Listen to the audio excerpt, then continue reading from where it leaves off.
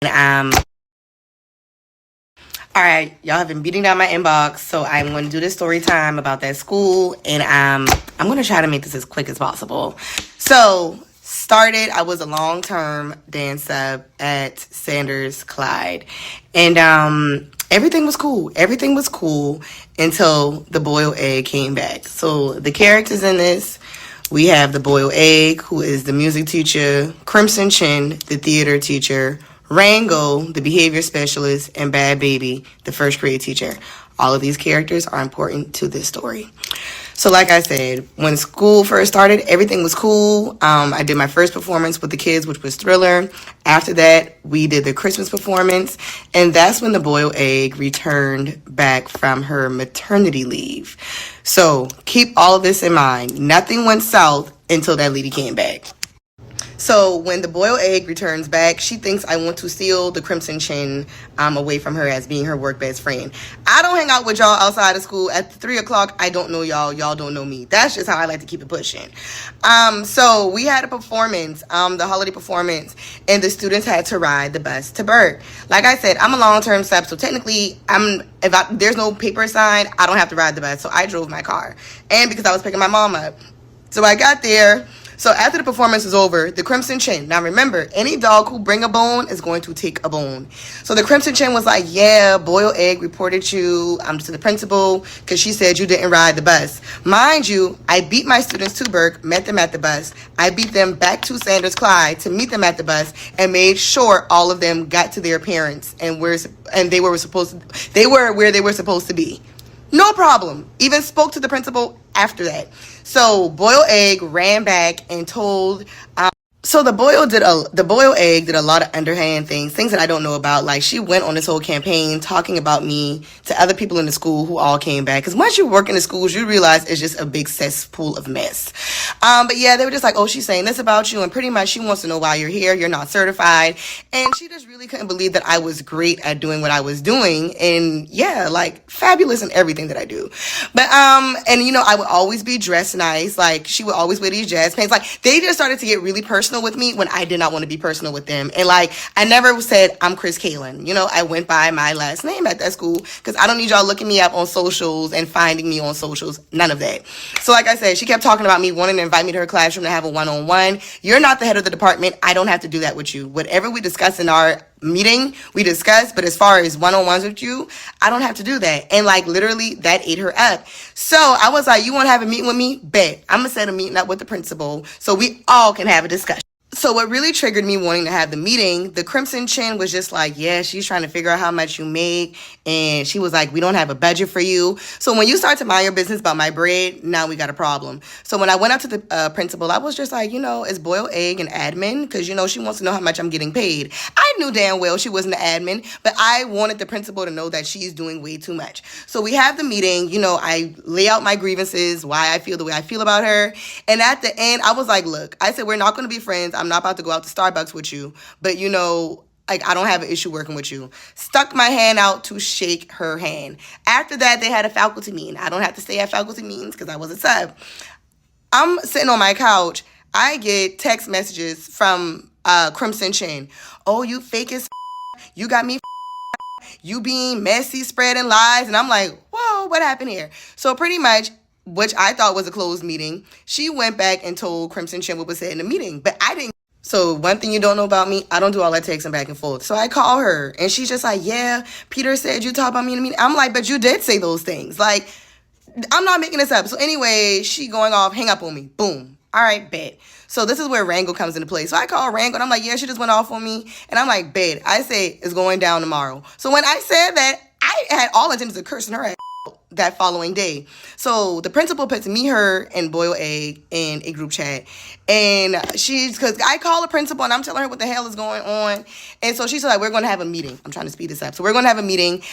Crimson Chin, I block her so I can't see what she's saying in the text. So the principal responds back, due to the nature of this text message, we're going to 75 Calhoun. Are you serious? So fast forward, we get to 75 Calhoun, and true white woman fashion, because the boiled egg is Asian and Crimson Chin, she half white. They cry. But luckily enough for me, So at the time, I took my nails off. I had press-ons on because I was going to get my nails done. Why the Crimson Chin is going to say she took her nails off to fight me?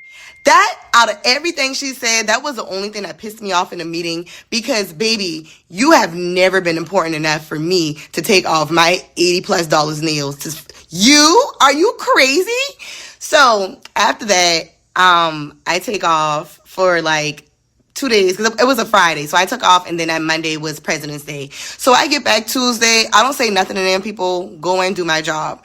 Tuesday afternoon, I come in my house. I get notifications saying, you've been removed from this assignment. So I call my principal, and I'm like, did you remove me? She doesn't know what's going on. So I reached out to Kelly. They was like, yeah, we got a report that you posted an X-rated picture, and we have to do an investigation. Keep in mind, this was after my Valentine's Day photo shoot. I'm going to show y'all the picture that I posted. So when I tell y'all I'm so mad, like you could put a hookah coal on my forehead, I am pissed. Because besides that, I still had to pull a Black History Month performance together, and y'all are just being flat out stupid. So a friend of mine who's an SRO, he was also at Sanders Clyde because he's a supervisor of the SRO at Sanders Clyde. So he was there. Rango was walking around. They had some meeting, and he was showing people my Valentine's Day picture, and he was just like, yeah, look at this, and she posting this, and da-da-da-da. And so someone was just like, well, if the head of the district can post a picture in her swimsuit, how is this any different? And I'm like, it's weird that, mind you, the day before, they just announced that he proposed to his fiance, bad baby, keep this in mind, but you got a picture of me, a screenshot on your phone. Bet. Fast forward this story. So now it's time for the Black History Month program. Earlier in that day, a fight broke out in Crimson Chin classroom because she has no classroom management. And so somehow I had no class during this time. And she's upset with me because so when the fight broke out, all I hear her saying is, I'm a reporter to the district. She just sitting in that class twiddling her thumbs. Actually, I was organizing my my costumes for my dancers.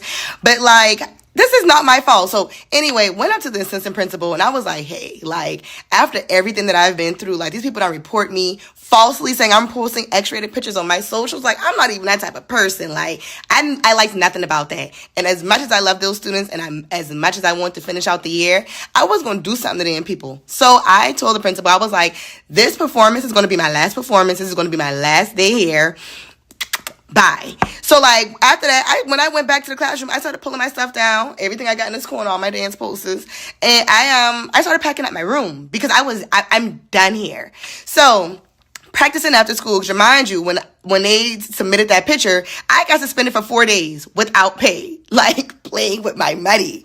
So I am running my performance as many times as I can. We all had time slots to practice on the stage. The boiled egg was late, so I ran my dance again because, mind you, I lost time with my dancers. So Rango comes in, and he's talking about me to her, but not talking to me. So I paused the music, and I'm like, can I help you? And he's like, you messy. At this point in time, I lost it because why? So I was just like, I'm messy, but you have pictures of me screenshotting your phone, showing them to other people. So he was like, he called the assistant principal and all this other stuff. And I told her what happened, but what she didn't know was everything that transpired because they weren't communicating with each other. Anyway, after that performance, I packed up my stuff. I left. A couple weeks later, I had to go drop some tickets off to the principal. So this was after school. Rango fiance bad baby was there. She decides to follow me out the building and poke her finger all this in my face. And I straight up told her, I said, I never played with a white woman and I will slap you down all these steps. Straight up told her that. So then after that, I completely forgot a part. So in the midst of me being suspended, I had an event that I was hosting, and it was on my social media. Why did the Crimson Chin show up to this event in a disguise? Because, she normally has her hair out. She has on a blonde synthetic wig, and sunglasses, as if I don't see her.